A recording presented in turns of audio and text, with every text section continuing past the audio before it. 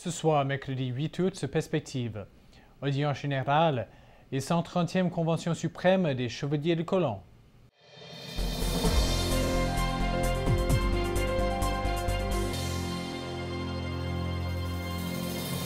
Bonsoir mesdames et messieurs et bienvenue à Perspective.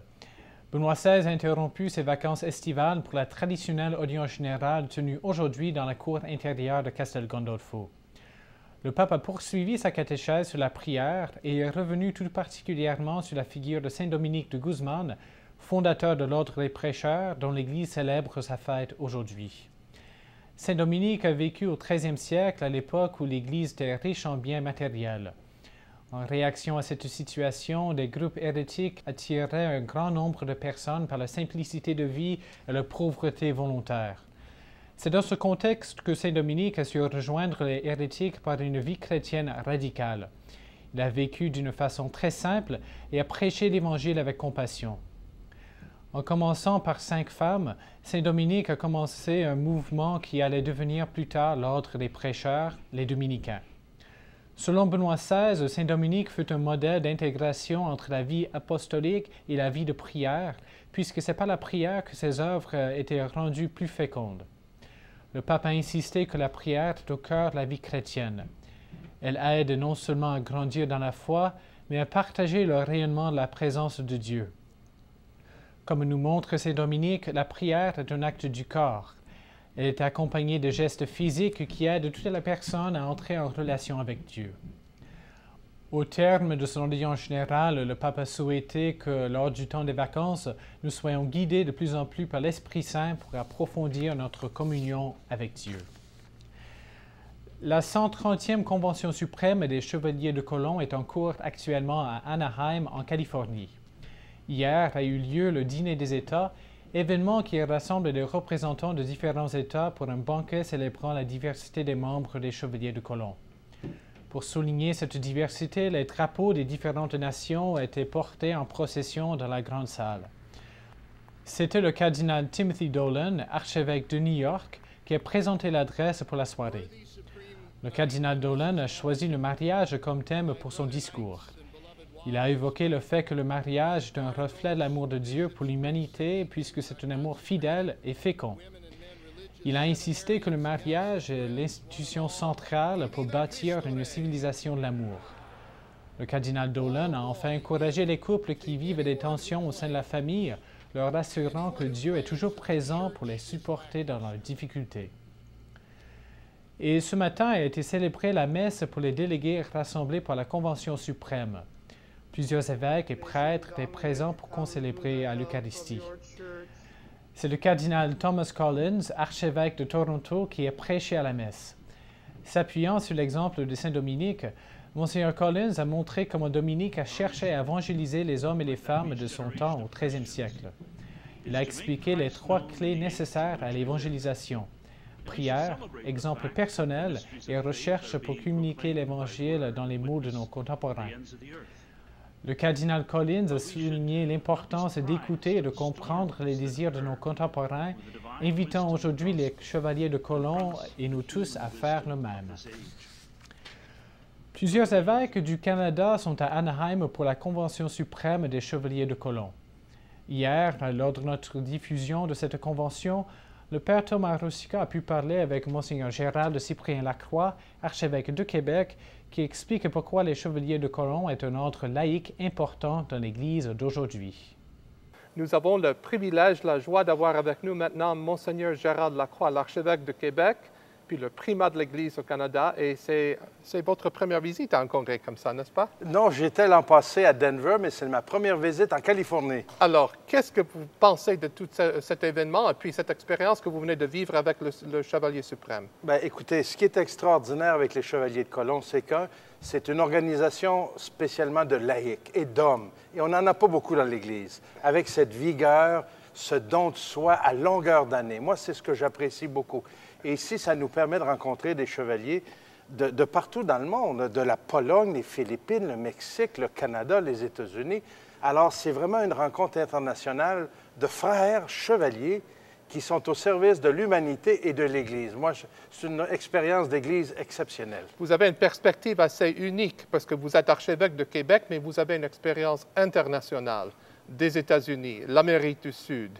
Vous vous trouvez bien dans un groupe comme ça. Oui, mais je rencontre des amis partout. Hein? C'est ça. Et puis, quelle est l'importance de ces chevaliers pour le monde entier? Ce n'est pas seulement pour les États-Unis, pour le Canada, mais ils ont un effet pour les autres pays aussi. Oui, absolument. Je crois qu'il y a un témoignage de vie chrétienne. C'est des gens très engagés au plan social. Hein? Alors, c'est un témoignage qui déborde les murs de nos églises et de nos centres paroissiaux. Ils vont rencontrer les gens qui vivent toutes sortes de situations de pauvreté, de misère, de solidarité humaine. Alors ça, c'est un beau témoignage. Mais aussi, ils sont engagés dans plusieurs lieux, dans plusieurs régions, à l'intérieur de l'Église, dans des services pastoraux, dans des services d'accompagnement, de présence. Et ça, c'est très enrichissant. L'Église a besoin de voir de plus en plus de laïcs engagés, et ils le sont.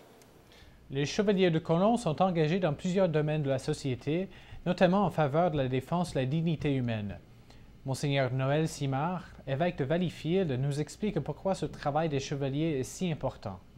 Nous sommes très heureux d'avoir Monseigneur Noël Simard avec nous, l'évêque de Valleyfield, au Québec, un professeur de théologie morale, quelqu'un qui connaît très bien l'Ontario, qui connaît les langues et puis qui connaît les gens.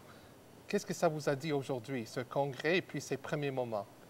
Ce fut, je pense, jusqu'à maintenant, une très belle expérience de solidarité, parce que faut dire que l'Ordre des Chevaliers de Colomb est répandu à travers le monde. Hein? Au Mexique, ici aux États-Unis, au Canada, aux Philippines, maintenant en Pologne, il y en a même quelques-uns aussi en République dominicaine. Alors, je crois qu'il faut avoir des moments de ce genre pour mieux se connaître et pour mieux aussi tisser des liens et voir comment tous les programmes que les Chevaliers de Colomb ont établis, ont développés, sont aussi mis en place dans d'autres pays et comment on peut se soutenir afin que les 4 principes et les 4 valeurs fondamentales de l'ordre, la charité, la fraternité, l'unité et le patriotisme, soient vraiment vécus non seulement par les Chevaliers de Colomb, mais aussi par leurs familles et par les communautés auxquelles ils appartiennent. Vous êtes très sensible à l'aspect éthique des chevaliers, leur travail pour la vie. Puisque vous avez l'expérience comme professeur de théologie morale, c'est une priorité pour vous. Alors, vous avez vu aujourd'hui dans le discours combien de fois les chevaliers aident pour promouvoir la vie, protéger la vie, éduquer pour la vie. Comment vous avez connu cette éducation dans votre ministère d'évêque en Ontario et maintenant au Québec? Oui, je crois que c'est un domaine très important et plus que jamais dans notre monde qui est menacé par, je dirais, des risques de mort, hein, si je peux utiliser l'expression. Il faut développer une culture de la vie.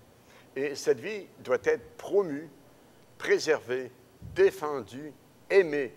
Et pas seulement quand elle est naissante, hein, au début, mais aussi à la fin. C'est ça. Et même lorsqu'elle est menacée par la maladie, par des conditions de vie infrahumaines. Je crois que la culture de la vie ne s'applique pas uniquement à promouvoir, il faut le faire avec intensité puis avec conviction, lorsqu'elle est menacée au début par l'avortement ou par d'autres formes de manipulation technologique, mais il faut la promouvoir et la défendre pas uniquement à la fin de la vie, mais lorsque cette vie est menacée par des conditions de vie qui ne maintiennent pas le sens humain, hein, de la personne. Pendant le mois d'août, vous avez la chance de célébrer le Saint-Frère André Bessette d'une façon toute spéciale. À l'Oratoire Saint-Joseph, le mois d'août est consacré au frère André et plusieurs activités sont organisées afin de permettre aux pèlerins de célébrer le saint de chez nous. Jeudi 9 août, anniversaire de naissance du frère André, plusieurs activités sont prévues. Entrée gratuite au musée de l'Oratoire. À 19h30, messe d'action de grâce présidée par Monseigneur Thomas Dowd, évêque auxiliaire de Montréal. Procession au flambeau à la chapelle du frère André. Mercredi 15 août, fête de l'Assomption, sera soulignée la dévotion mariale du frère André. Des prédications spéciales seront livrées lors de chaque messe en la fête de l'Assomption. Le 26 août aura lieu le pèlerinage traditionnel au lieu de naissance du Saint-Frère André. Pour plus d'informations sur les activités planifiées pour le mois d'août, visitez le site web de l'Oratoire Saint-Joseph à saintjoseph.org. Et c'est tout pour aujourd'hui. À la prochaine.